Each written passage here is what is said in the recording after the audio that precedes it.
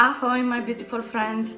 I hope that you are all well. I'm really sorry because I skipped last week and I did not post any video, but the truth is that I was so tired and so overwhelmed that I felt I just needed a small break.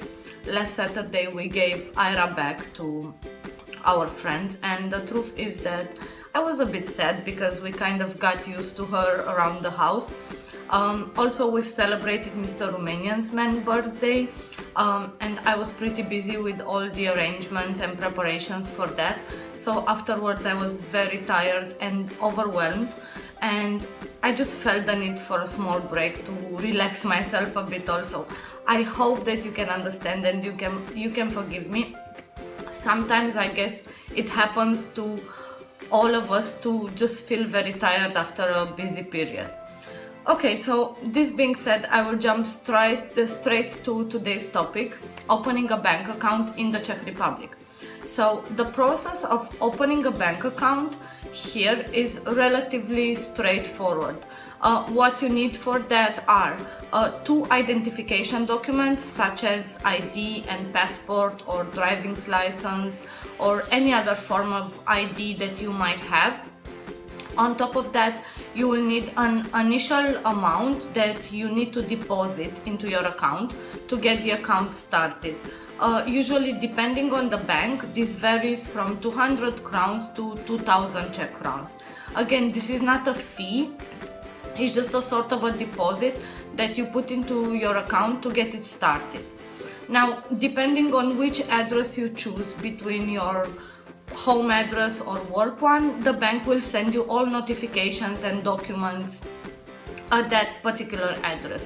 Usually 1 week after opening the account, they will send you the PIN in an envelope, and once the card is ready, they will call you to go and pick it up directly from their branch. Now, in terms of fees, it really depends also from bank to bank. Some don't have any monthly fees, and some might charge somewhere up to 300 Czech crowns per month. The same goes also for the withdrawals. Some have free withdrawals from any ATM in the Czech Republic or even Europe, and some charge some small amounts. Now, which bank to choose from? Well, they all have kind of their pluses and minuses, so I suggest you to inform yourself very well before rushing into opening a bank account. From my own experience, I can tell you that when I first came to the Czech Republic, I opened an account with UniCredit because at that point I had only one valid identification document, which was my ID. And at that certain point in time, UniCredit was the only bank who was accepting customers with only one ID. But I don't know if they are still doing it today, because that was back in 2012 and things might have changed. So I had an account with UniCredit for about 1 year. I was kind of satisfied with their services in the beginning. When I was transferring money back to Romania, they would get there quite fast. I could download the proof of payment in PDF, and I had 3 free withdrawals per month from their own ATMs, and after that I was paying 30 Czech crowns for every withdrawal. I was also paying a monthly fee of somewhere around 120 Czech crowns per month, and honestly I was not really paying attention to that for a while, but after 1 year I started tracking that, and I realized that my fee had gone up somewhere around 340 Czech crowns per month. So that was the moment when I decided to move to another bank. So I moved over to Citibank for almost 2 years, and their services were absolutely fantastic.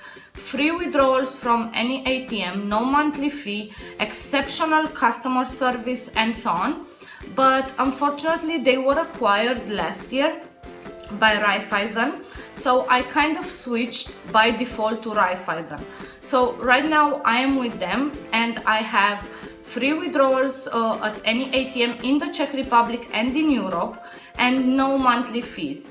But honestly, their customer service is absolutely horrible, and their online banking system quite painful. Different pins and codes, and some of them cannot be changed. If you want to change your contact number or to reset your online pin, you cannot do it via phone. You need to go to their branch. Also, you cannot download any proof of payment from the system. You need to call their customer service and request it. First, they told me that I need to pay 250 Czech crowns, which is like almost 10 euros to get it. And the second time when I called, they told me it's free, but I need to wait 48 hours and they will send it to my email. So honestly, I am quite unsatisfied, but to change now to another bank would be too much of a hassle for me. So I just stick to them for the moment. However, I heard from many of my friends that lately they have been switching to some online banks like Airbank, and they are quite satisfied. So I definitely suggest you to do a good research before and check which bank would suit your needs best. So thank you for watching today's video, guys, and I will see you next week. Bye bye.